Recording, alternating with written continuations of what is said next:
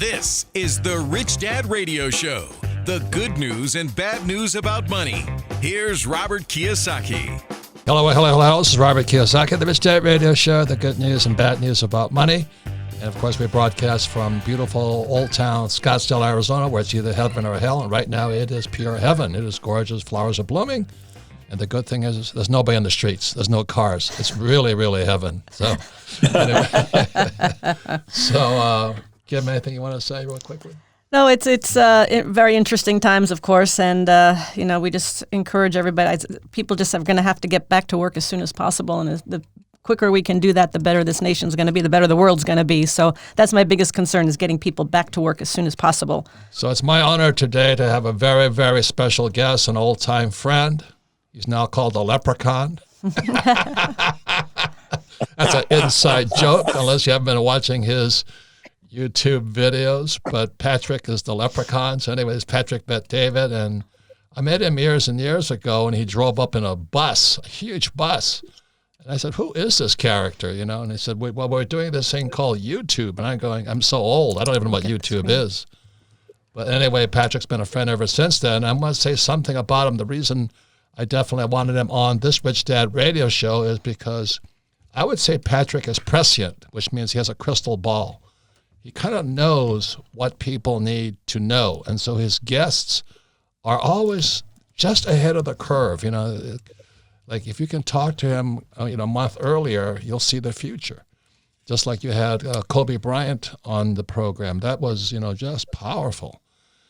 So anyway, it's with great pleasure to honor a great person. Kim and I were partners with Tony Robbins 40, 50 years ago. In the dark ages were here.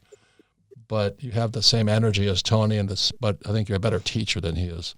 So anyway, we're honored to have you part of this program, Patrick. Thanks for having me. It's good to be on with you and Kim. And let me just say, Patrick, you're the author. I love the title of your book, the author, Drop Out and Get Schooled.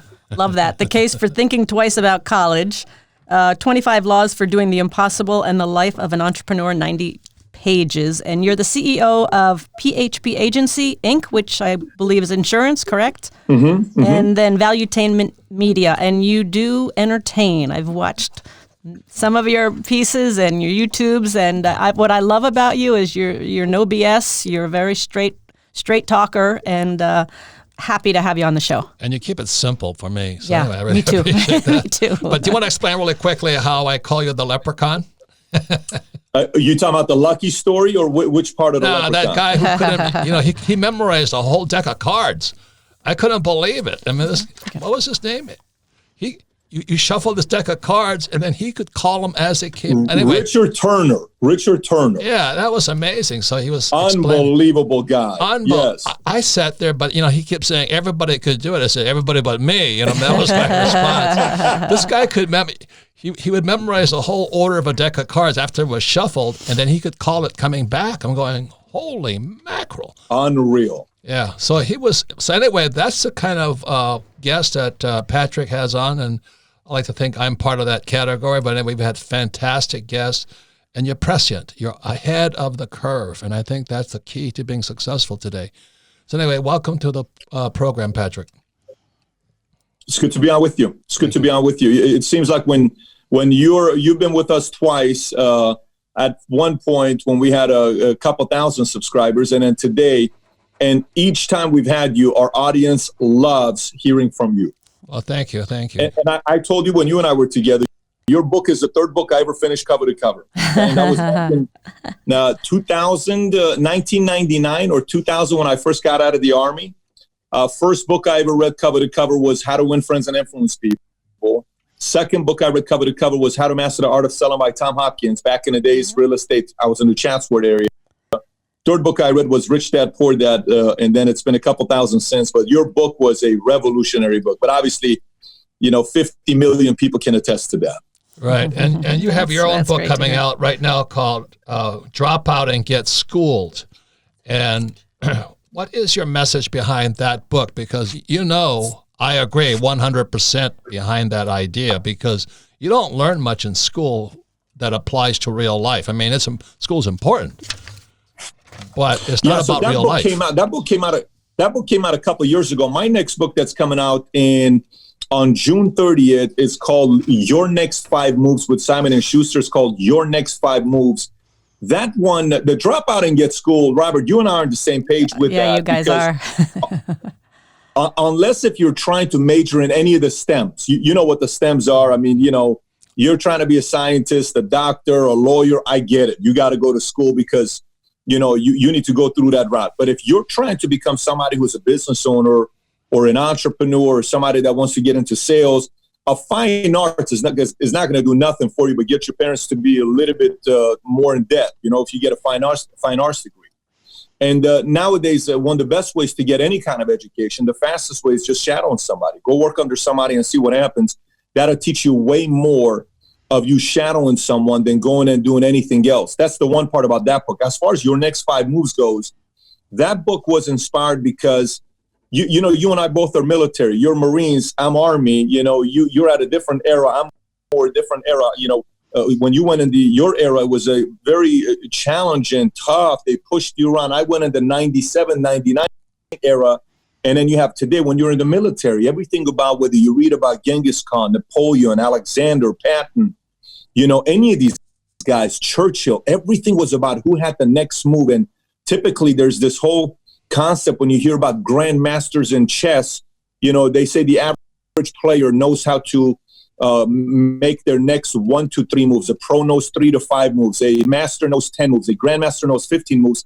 I think that applies also in life. I think sometimes people don't know which move to do first. Sometimes people want to do move 22 on move 3, and it gets them in trouble. People sometimes buy certain things they shouldn't buy yet, and they think it's the right thing to do because they just got a $100,000 check, which that thing they should have bought could have been move number 13. So how do you come about putting that system together? This whole premise behind the book got started because, one of the most famous questions people ask, what is the key to success, right? And it's a very basic question people ask when new podcasters start. They ask questions like, what is the key to success? And they make their typical routine 10 questions. When I was 21, first getting started, I kind of wanted to what everybody else would say. Some would say, you got to marry the right person. Okay. Some would say, you got to have God in your life. You got to work hard. You got to save money. You got to, be respectful. You got to learn how to sell. You got to learn how money works.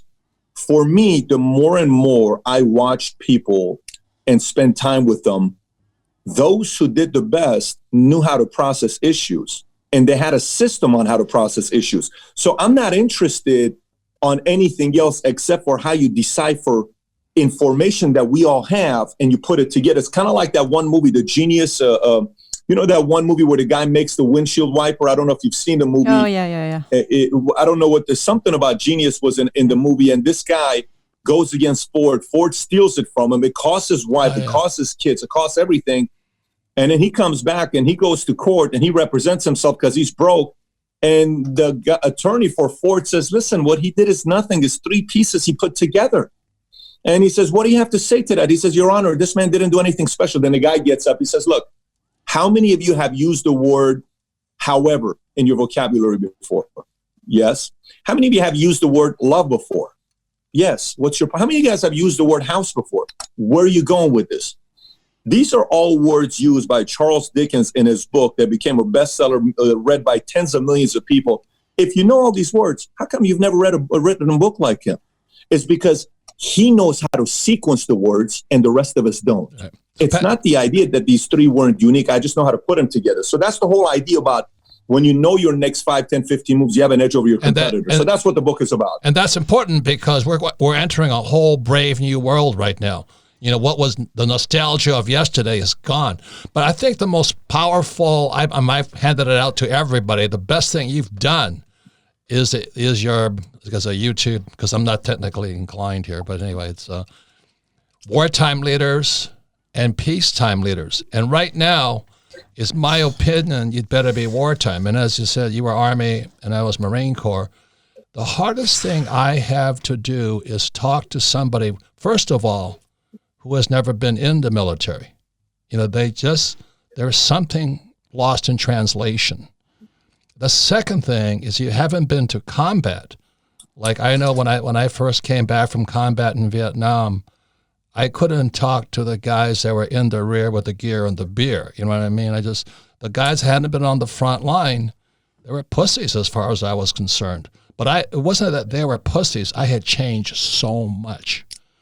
And it was really a rough transition coming back to the real world and talking to people who haven't even been on the front line and who have never served.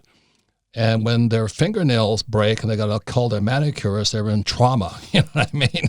And it's just a whole different reality. And so what you're saying about the next 5 moves is you better be a wartime, leader right now. So would you mind going quickly the distinction between wartime leaders and peacetime leaders? Yeah, so the peacetime leader takes the proper route. They go to college, they get a nice degree. They typically had a safe environment they were raised in. Everything was good. Everything was safe. Nothing crazy happened to them. And then they pretty much by, 16 years old, they know what route they're going to take. And when they make their decisions, peacetime leaders are more methodical. They take a little bit more time. They're more inspired about making the perfect decision. Everything has to be perfect. And they're okay if they have a bad day, a bad week, a bad month. It's okay. We just had a bad month. It's not a big deal. We had a bad quarter. We'll figure it out. We'll get it back to get a next quarter. And they're just more committee driven. We'll make the decision with 50 of us. It's like the perfect example is that movie Ford versus Ferrari, where the scene about the guys handing the folder, 4 different people pass it until it comes to Henry Ford II. He says, listen, you're running an environment here with a bunch of bureaucrats and aristocrats where one decision takes 6 months to make. And you ain't going to be able to compete with Ferrari because Ferrari, Enzo runs it and he's going to kick your ass because he's a wartime leader. So now the wartime leader, they make a decision, boom, here's what we're doing. They're not taking 6 months to make a decision. They are all about a day, a week, a month can cause casualties. So even in their mindset, they can't afford to lose a day. They can't afford to lose a week. They can't afford to lose a month. They win their people through emotions, through charisma, through charm, through vision.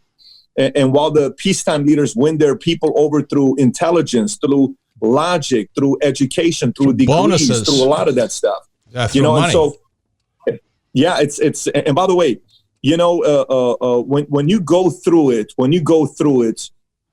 and you're in a wartime. I was a kid living in Iran, and Iran and Iraq go to war. I'm 7 years old.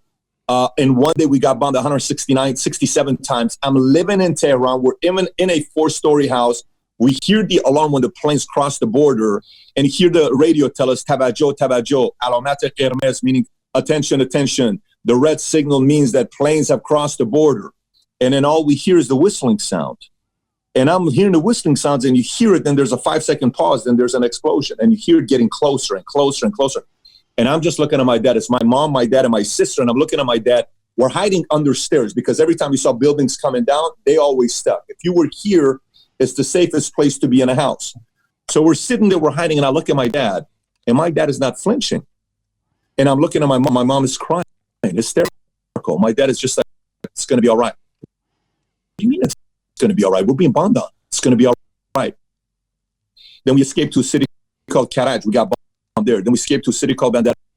And then eventually we made it out. We went in Germany, lived at a refugee camp for a year and a half.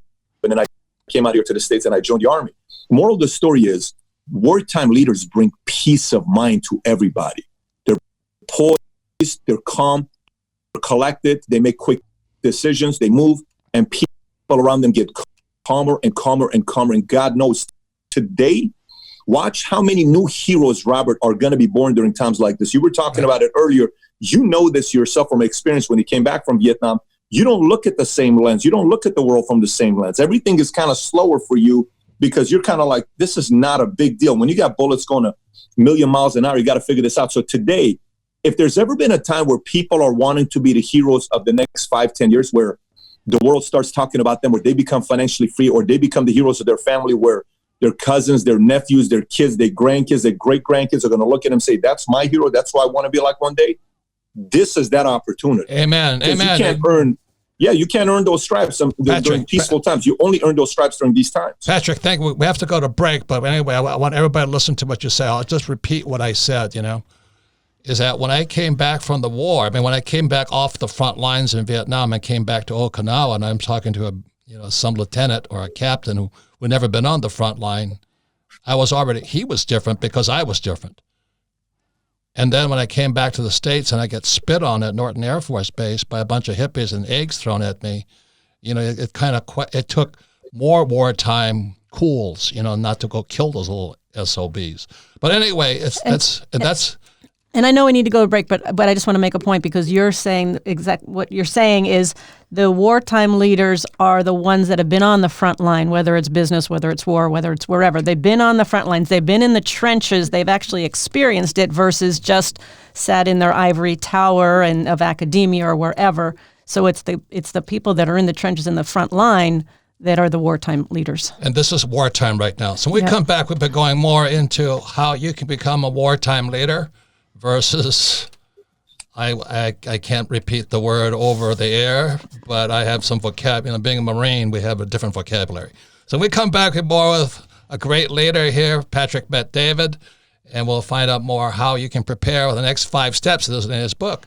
It's because the future is very bright, but not if you're a peacetime leader. We'll be right back. Welcome back, Robert Kiyosaki, the Rich Dad Radio Show, the good news and bad news about money. And right now we're talking to Patrick Bet-David about being either you're a wartime leader or you're a peacetime pussy. That's really the whole thing right now. So you can listen to the Rich Dad Radio Show anytime, anywhere on iTunes, Android, or YouTube. And please leave us a review anytime you listen.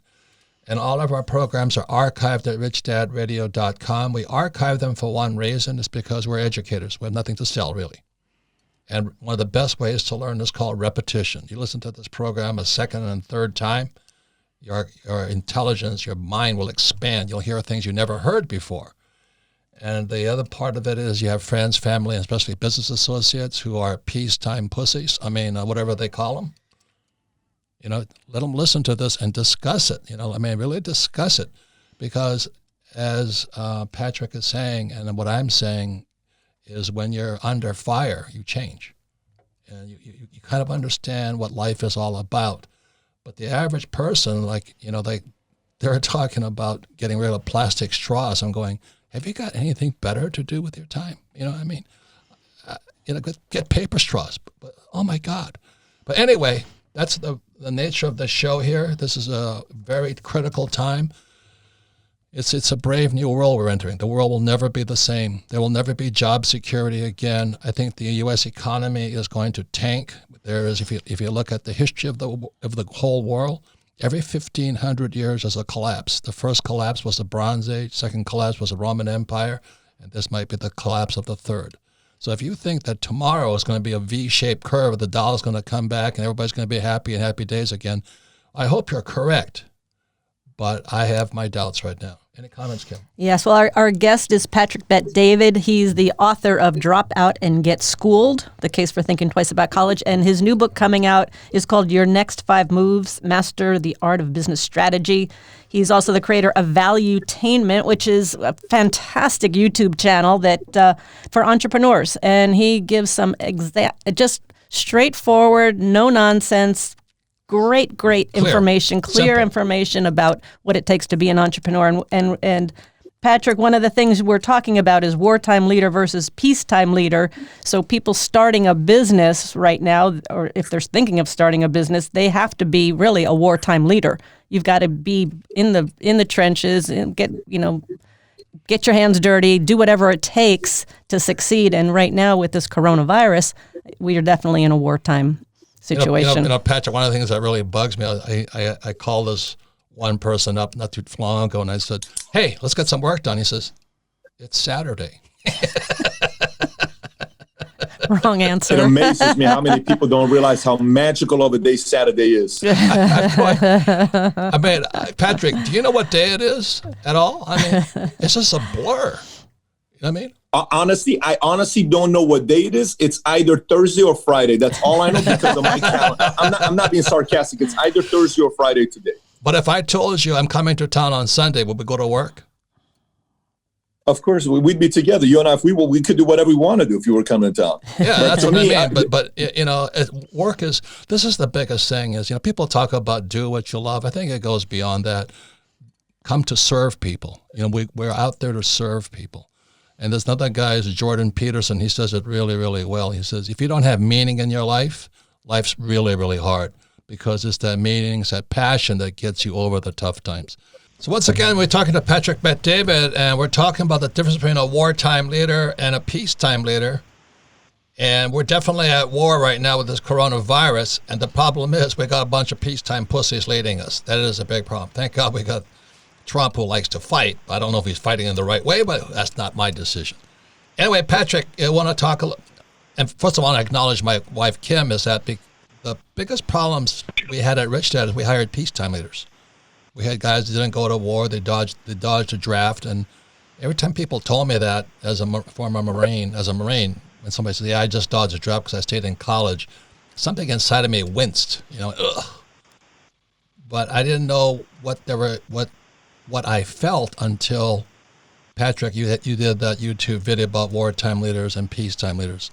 Because all of our programs, all of our problems, not all, but a major problem is I'm definitely wartime, but that doesn't work in peacetime. That was one of the big learnings I've had to do. So I want to commend my sweetheart, Kim, for going in there and cleaning out the rat's nest. So with that, any comments on that, Kim? I mean, it's been good exercise. Oh, it's been excellent. And listening to Patrick's wartime and peacetime leaders, you have to get into roll your sleeves up and get into the dirt. And there was a lot of dirt. And here, the thing is, we knew what we needed to do. We didn't necessarily have a plan of how we were going to come out of it. For example, getting rid of our partner, who was 1/3 of our revenue, without a plan to replace it. But we knew that we had to do that. So we made the tough choices. We had the tough discussions. We just did what we knew we needed to do. And that was almost 1 year ago. If we hadn't done this, we'd be dead in the water right now. Yeah, we would. So wait, Patrick, let's continue on with discussion here. What would you say to somebody right now, especially if they're working for a peacetime pussy leader? That's a great opportunity for you to be one. That's the part. Yeah. Again, the hero-making opportunity today is the highest it's ever been. My philosophy years ago when I was thinking about what to do, like what industry to get involved in, one of my advisors gave a great advice for me. He says, never go to a place that's peaceful. He says, always go to a place where there's problems, solve the problem, or be part of solving the problem, and you'll become a hero. And he was right. Yep. I think there's a lot of things going on right now where everybody's looking for safety. What can I do that's the safest decision to make? Where can I go that's the safest place to be? But that's not how wealth has ever been created. That's not how heroes have been created. It's just not how we've done anything great. So if somebody's thinking that today, right now, I want to go where it's safe, I want to take care of myself, I want to be where it's safe and no problems, what would you say to them? You're going to pay a massive price for it. That's what I'm going to say to you. Look, think about it this way. Let's just think about it from a different vantage point, and let's give credit to the people who are afraid right now. There's three things that we all have to be thinking about right now. One is health, one is protecting our wealth, and last one is protecting our income, because if you don't have an income, we're eventually going to get back to working. And if you're not prepared for that, you're going to have a very big problem, and the problem that could last 20 years, not just like a 1 year or 2 year problem. On the health side, all we can do is follow the recommendation that's coming from the state, whatever state you're part of, whatever you're being told, whatever country. This is obviously a message show that it's being listened to from around the world.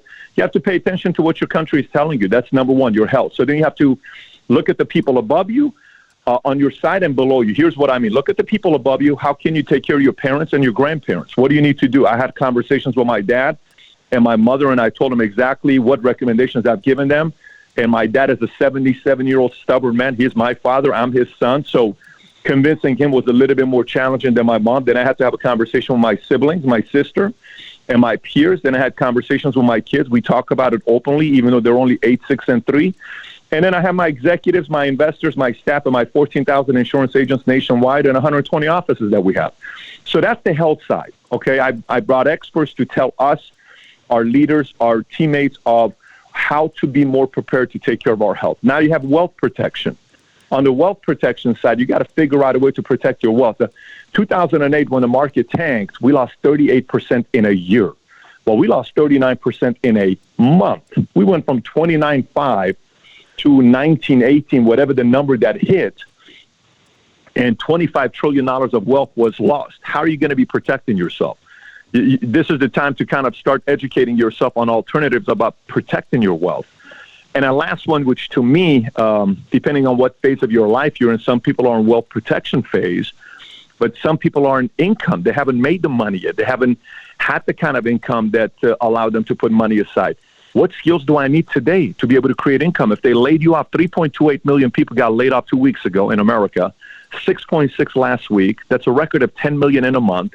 The prior record was 659 back in 1982, October, right after Carter was a one-term president. Reagan took over. We had 659,000 people that applied for unemployment. Now that record went to 10 million in a month. So out of this 10 million with the $2.2 trillion of stimulus that's being paid out, how many of those people just went and took the unemployment, and how many of them are actually getting unemployed? We don't know that. That data is going to come out in the next 6 to 12 months. So how are you going to make money today? You got to learn how to pivot, adapt, adjust. That's mindset skill set. Then real skill set. You need to learn how to use Zoom, how to use GoToWebinar, how to three-way calls, how to sell over FaceTime. What product and service can you sell during FaceTime? What skill sets do you need to learn? If you're not a good salesperson, you got to learn how to sell. If you're not a good negotiator, you got to learn how to do that. You can no longer say, I'm not a good salesperson. You don't have the option today, sweetheart. You just don't. Everybody who says they don't know how to sell, everybody has to learn how to sell today. Because if you're stuck at your house for the next 3 months, 6 months, let's just say this goes 6 months, you have to figure out a way how to make money. And those who know how to sell a service with a phone call or a Zoom or a webinar will be okay. But if you wait too long to learn those skill sets, it's going to be pretty painful, and that pain's going to last a few years. So, Patrick, that's great advice, but, I have a bunch of friends, I won't mention their names, but their kids are wimps. I mean, they're this little spoiled brats, mommy and daddy gave them everything and all this, and my couple of my friends can say, what's wrong with my kids? What's wrong with my kids? And I said, you're what's wrong with the kids. He says, what should I do? I said, send them to the Marine Corps. That'll shape them up. And he goes, and his wife went, never do that. He's not going to die for this country, all that stuff. Well, what'd you say to that kid? Mommy and daddy are the wimps. Yeah.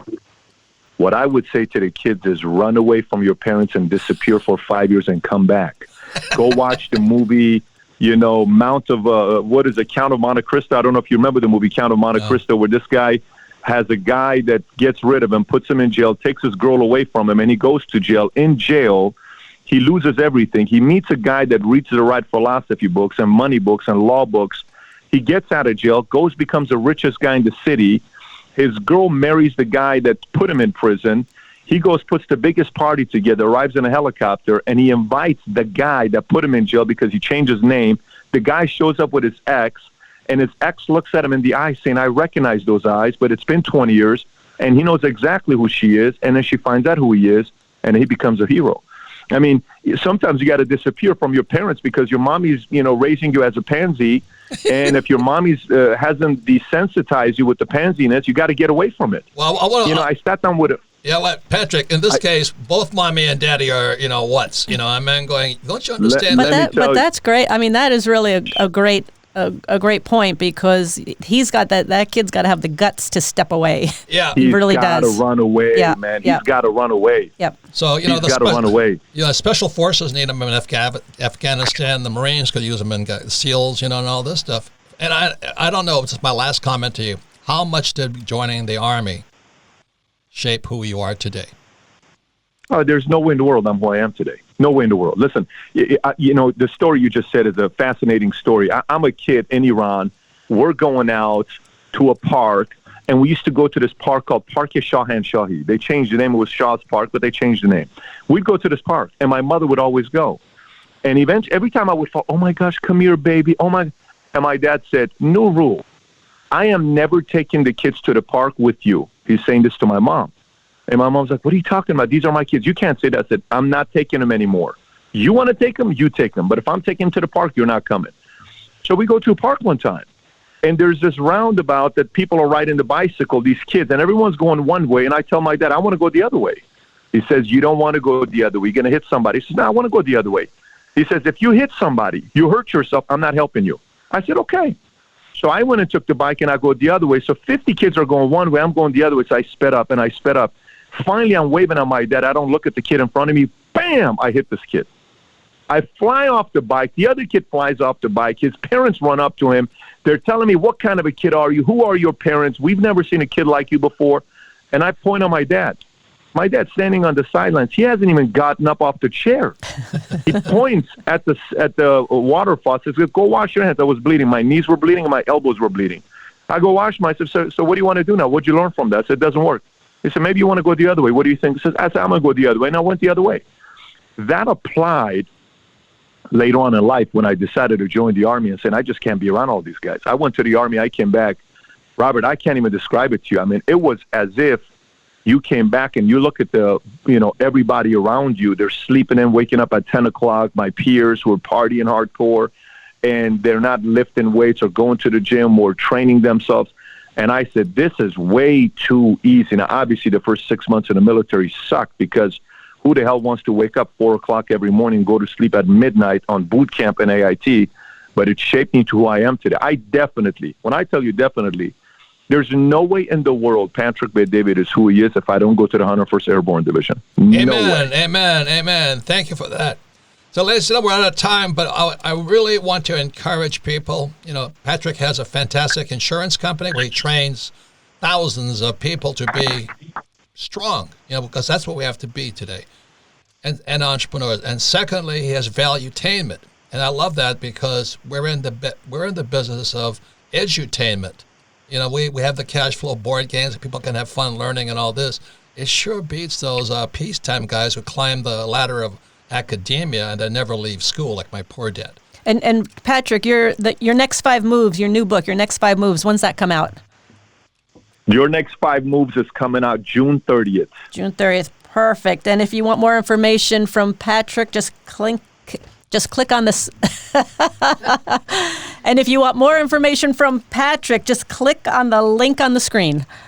And the reason that the most important book is because next 5 moves, the brightest future is about to come, but it's not going to be what was in the past. So, Patrick, thank you very much. Thank you, Patrick. It was excellent. And keep up the great work of valuetaining, edutaining, but your information is timely and brilliant and priceless. prescient. Yes. So thank you.